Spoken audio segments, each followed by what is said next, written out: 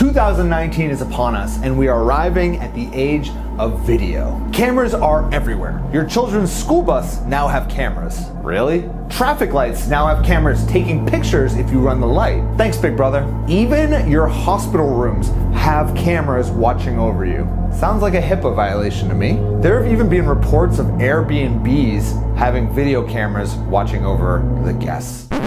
What the f***? And it gets even worse. China now plans to have over 600 million cameras installed all around the country so that they can rank their citizens from trustworthy to not trustworthy. Think of it like a credit score. And if you have a very high score, then you can get admitted to the best hospitals, the best schools, even the best dating sites. And then if you have a low social credit score, you're basically f***ed. So wherever you go, whatever they do, China is watching you if you're in China. Ugh. Now, video is clearly here to stay. And although all those examples are absolutely terrifying as a normal citizen, this is actually very good news as a marketer. So here are 6 ways that you can absolutely dominate 2019 using video. Keep watching.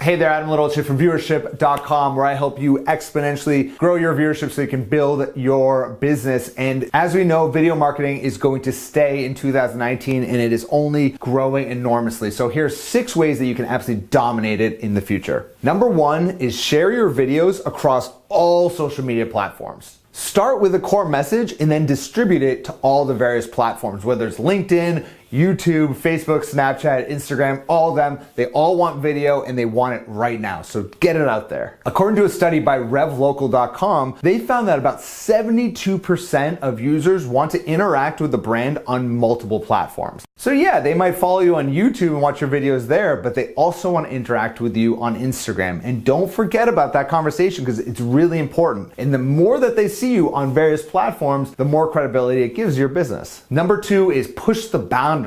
Boring tutorials on YouTube don't work anymore. For example, let's go back to another part of this video. There have even been reports of Airbnbs having video cameras watching over the guests.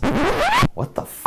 Now, 10 years ago, it probably would have been inappropriate to swear on camera or say anything like that. But now, and I'm not saying you have to swear necessarily, but push the boundaries a little bit. Have a strong opinion. It's cool to say things that maybe not everyone's going to like. Be willing to piss a few people off to find a huge audience that really loves you. Number 3, remember, you're going to have to pay to play on these platforms. There's once a day where you release a video on YouTube and it would very quickly get millions of views if it were a good video. Unfortunately, those days are gone and you're competing with a lot of content creators now. So you have to pay for pay-per-click advertising. On Facebook, if you have a video you want to get out there, you're gonna have to boost that video out there. On YouTube, if you're a new channel and you don't have a lot going on, you're gonna have to run YouTube ads to start to build your viewership. The same can go for Instagram even nowadays. But the nice thing is, it's still very cheap to build a large audience on any of these platforms, but it's worth paying to play. And if you do want a little help with YouTube advertising, my agency does help with that. So head on over to viewership.com/agency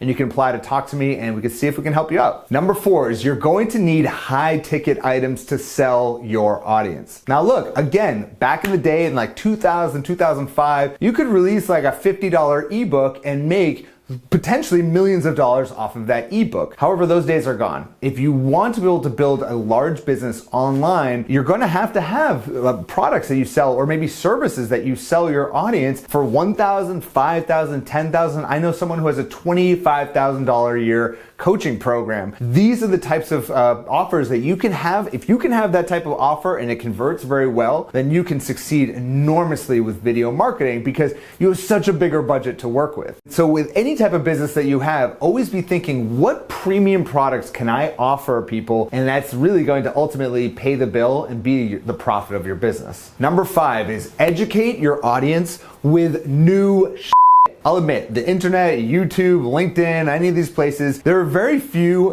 new ideas. And the vast majority of content out there is just regurgitated, boring, same old shit. So it's up to you as a marketer, as a business, as an entrepreneur to release content that is something new, add something new to the story, whether it's your emotion, your excitement for what you're talking about, or just a new perspective. Is there a perspective that you have on a particular topic that you can teach your audience? If you have that perspective, great, share it with the world. But whatever you do, don't just create another video teaching the same old that everyone else is teaching. For example, viewers aren't just going to YouTube to just brush up on skills that they already have. They're looking to learn new skills out there. In fact, YouTube just conducted a study and they found out that 86% of people that go to YouTube are looking to acquire a brand new skill. So have a skill that you can teach them and then potentially sell them something later. And finally, number 6 is drop the professionalism. People buy from companies that they relate to, and they quite frankly buy from people that they relate to and connect to. So have a little bit of fun in your videos. Just loosen the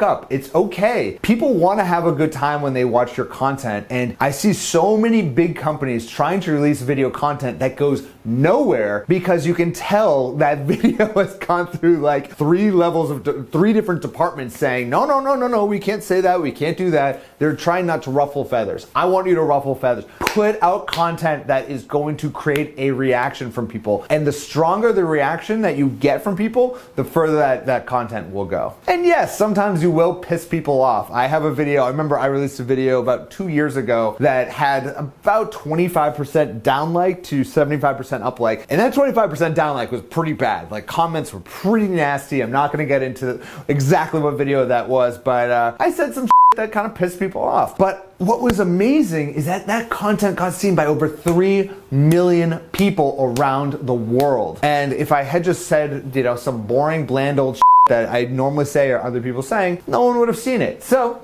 ultimately, loosen up, drop the professionalism, blah, blah, exactly, and have a little bit of fun. So I want to hear from you. What do you think is the future of content marketing or video marketing? Leave that comment right there below, and also give this video a like, please, if you enjoyed this, and don't forget to share it on whichever platform you're watching this on. I would really appreciate it. And finally, if you want more tips and strategies on how to be able to build your viewership for your business, or if you want us to help you build that viewership, head on over to viewership.com. We have a ton of amazing resources over there, and you can apply to work with our agency where we help you create content just like this. Thank you so much for watching, and I'll speak to you very soon. Bye-bye.